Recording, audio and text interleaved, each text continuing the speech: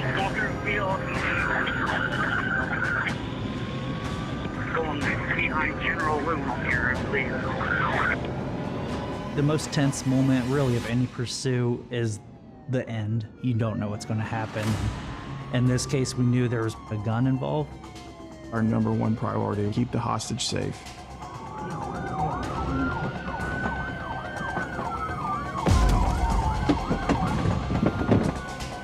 Don't ground! Get on the ground! Get on the ground! Get on the ground! I was just shouting at her to get on the ground just to try to control the scene. Safest place for her to be. I'm with you. He was gonna kill me! Stay there! Stay down! I noticed the driver exited out of the driver's side of the van. One of our detectives drove up next to him. There was a 0 chance that he was going to get away.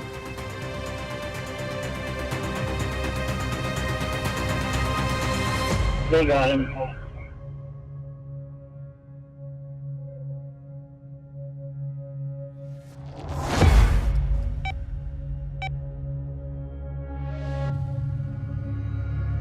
Does he have a gun?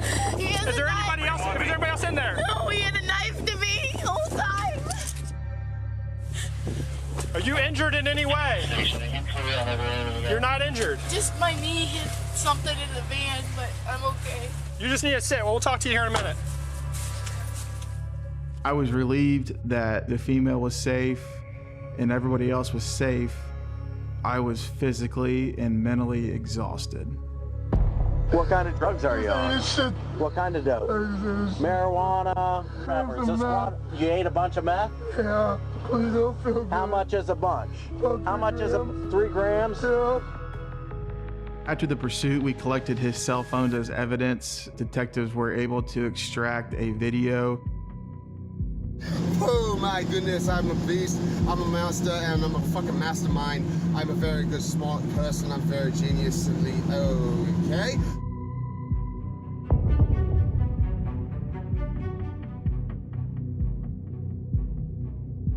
Hey, I'm gonna stop talking now and I just want you guys to know I will be in touch with you.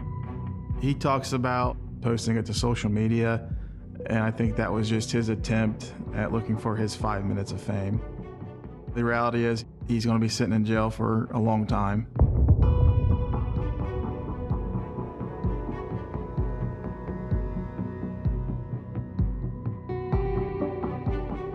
Was he trying to steal the van, get to a point where he could get his next drugs? We don't know. I don't know if we'll ever know why he stole that van. Please, God, just help me out of this, please, God. The female was identified as 25-year-old Angela Marshall from Angola, Indiana. There's a few seconds of video where the female can be seen in the van, and she's wearing sunglasses. She doesn't appear to be under duress. It slowly started to come out that they were in a relationship and that at no point was she actually in danger. Baby, I love you. I'm not gonna charge you with anything. I think you didn't do anything wrong. It's frustrating for us to know that we put our lives on the line to continue this to save her when she really wasn't a hostage.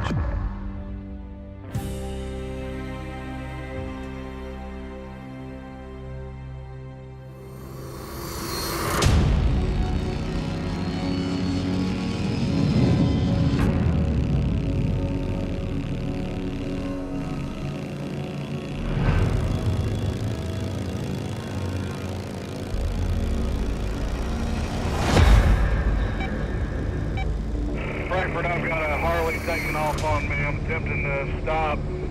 Passing Odell Street, high rate of speed.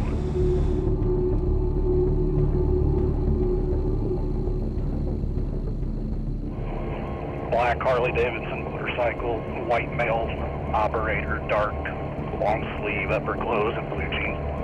100 miles an hour, southbound approaching Woody Road.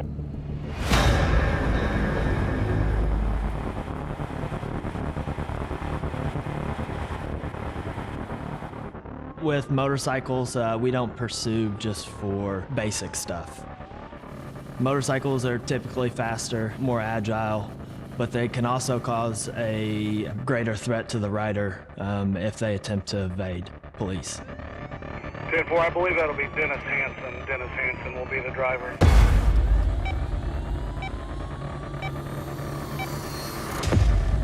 I've personally been involved in 2 or 3 pursuits with Dennis. I've known Dennis to carry firearms and be involved in illicit drug activity. I don't know if he just doesn't like us, is worried about prison time, or just thinks he can get away and brag to his buddies later that he ran and got away. With it being Dennis and with him getting away multiple times in the past, that is why we pursued on him. Can tonight be the night that I can potentially take him off the streets and maybe save someone's life?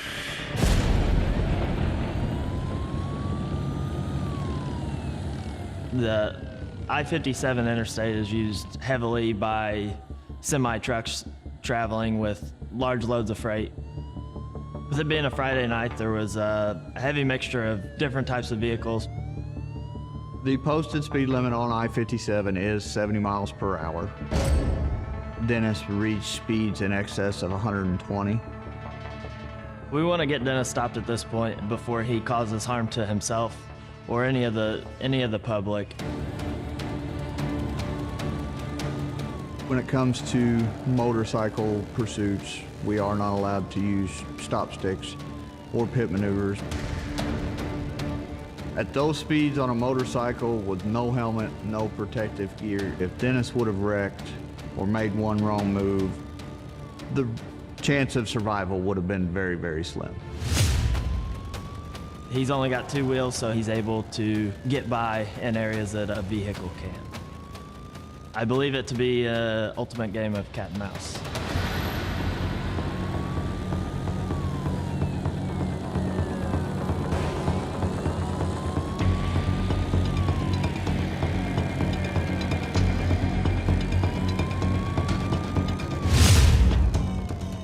It's an active construction zone. Are they just resurfacing? Are we going to be at these speeds and see the motorcycle disappear in a hole because a large section of the road is missing? Dennis has gotten away multiple times, so I don't want to let him get away again. I'm left with no choice to get around the semi. I've got to go through the construction zone.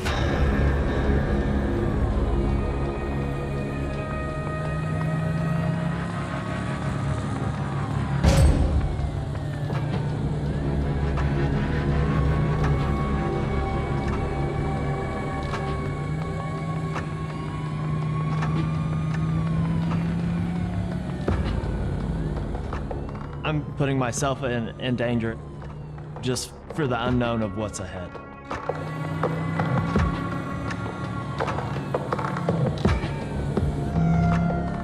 I see in the distance that single taillight that I'm looking for, but I still need to catch up to him to make sure that I haven't let him get away. After several miles, we run into more road construction. I find myself behind a tanker semi-truck, which isn't a situation you want to find yourself in. If something were to happen to that thing and it blew up, it would be catastrophic. Being on a narrow motorcycle, he's able to make the escape to get by, causing me to lose visual of him once again. With how far we've traveled up this road, I am extremely determined to catch back up to him. I want to get him caught. He's not getting away from me.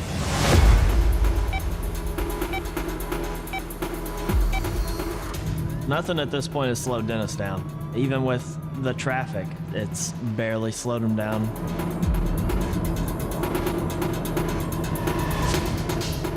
He squeezes in an area that is hardly wider than himself between the semi and the shoulder of the road. One wrong move by Dennis or the semi driver could cause Dennis to be crushed or killed in this situation. As I'm traveling, I observe a vehicle in the left lane. And as I approach, they continue to stay in the lane the entire time. This vehicle failing to get over sooner makes me have to make a split-second decision to attempt to get around it, putting myself at risk while I'm attempting to catch back up to Dennis.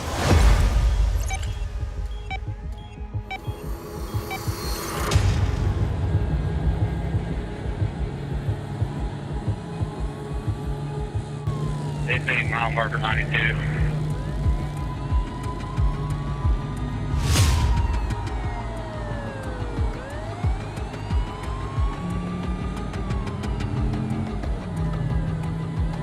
Are you in pursuit? And we're on with them. We're 87 northbound at 94, speed 120.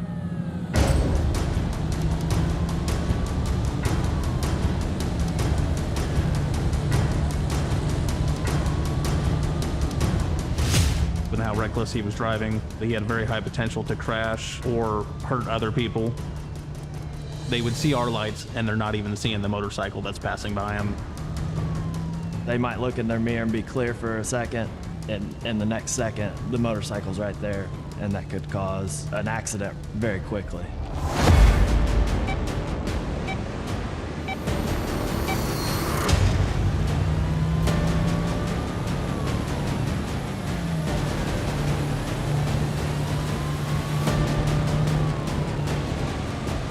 I can see a concrete barrier that divides the two lanes, making the lanes very skinny.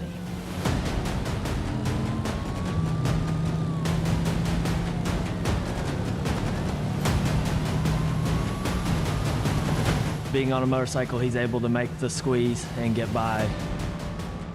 At that point, I kind of lost a little bit of hope that I was going to be able to catch back up to him. It's happened again. He got away again.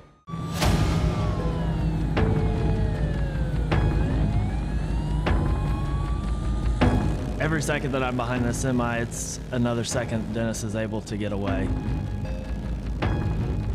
I'm stuck behind the semi for about a minute. That minute feels like an eternity.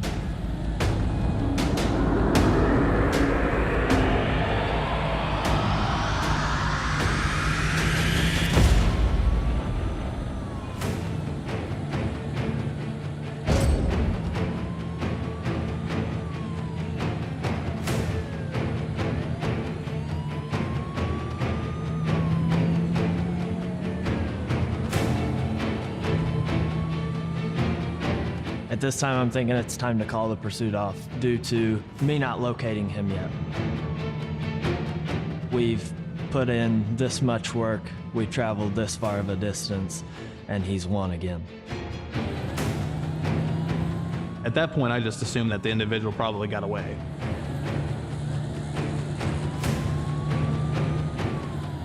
And then I saw the flash of the motorcycle, and I was kind of thinking to myself, I'm like, no way, there he is, he's right there.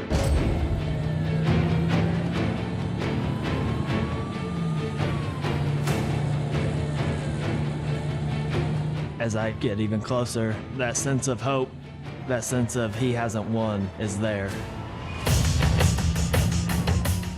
Dennis decides that at mile marker 116 that he was going to exit the interstate. He goes south to a small village called Sandoval. I am unfamiliar with Sandoval, so I'm completely in the dark on what we're going to be faced with. There's also things going through your mind like, does he live in this village? Does he know somebody in this village?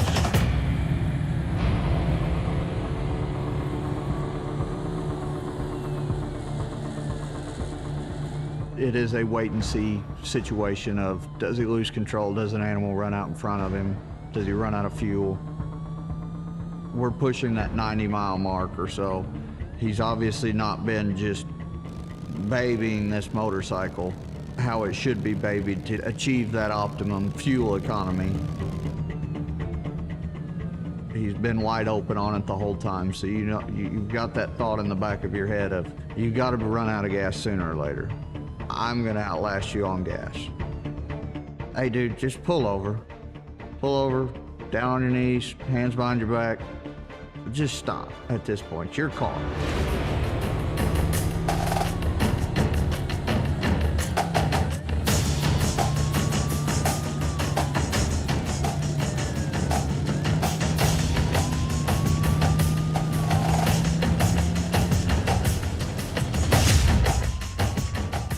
seemed like he was driving with his hair on fire, trying to evade us and trying to get away with total disregard for the public or his own safety. You don't know if somebody's gonna be walking their dog, maybe jogging. They're not gonna be expecting a motorcycle to be coming down the sidewalk.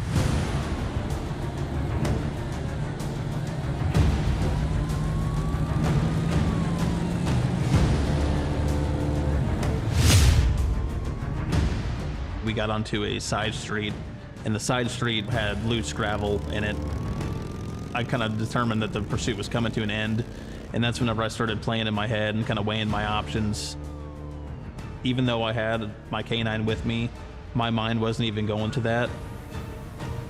I didn't want to be sitting there holding a dog and getting shot at by this guy. Dennis is probably getting up to speeds around 40, maybe even 50 miles an hour. That's not speeds that you want to travel with the loose gravel.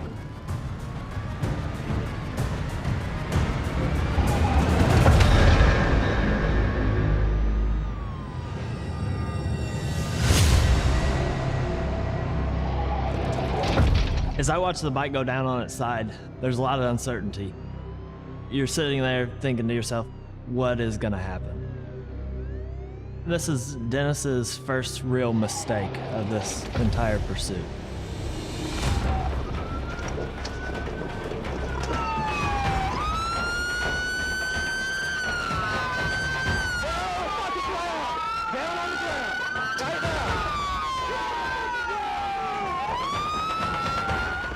Once the guy starts to stand up, I just drew my duty weapon and held it at the low ready.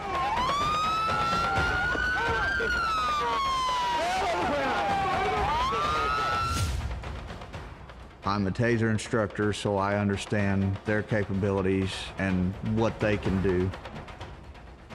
We were able to get him into custody.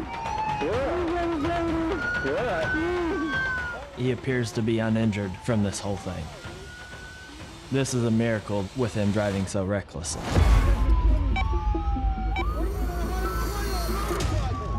Something that he is not accustomed to is getting caught. He's used to being able to get away. And now that we've got him in front of us, that last click of that handcuff was just a sense of excitement that we're able to get him off the street finally. I located a white bag on Dennis' person containing a white crystal-like substance. The later field tested positive for methamphetamine.